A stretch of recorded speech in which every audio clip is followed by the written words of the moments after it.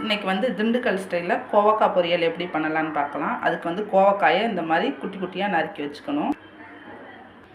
எண்ணெய் ஊற்றிக்கணும், கடுகு சேர்த்துக்கணும், இந்த மாதிரி ஒரு கொத்து கருவேப்பிலை சேர்த்துக்கணும். இதான் ஒரு கொத்து கருவேப்பிலை. கோவக்காய் மென்று சாப்பிட்றப்ப டேஸ்ட்டாக இருக்குங்கிறதுக்காக சோம்பு சேர்த்துக்குவோம்.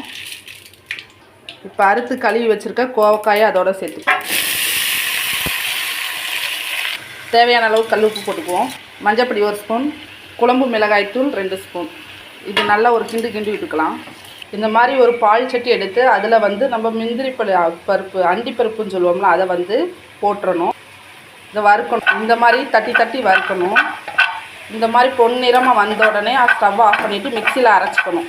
இதோட 2 ஏலக்காய் போட்டு அரைச்சிக்கிறேன். மண்டை வெல்லம் கொஞ்சம் எடுத்து சேர்த்துக்கலாம். அரைச்சி வச்சுருக்க அண்டிப்பருப்பை சேர்த்துக்கலாம்.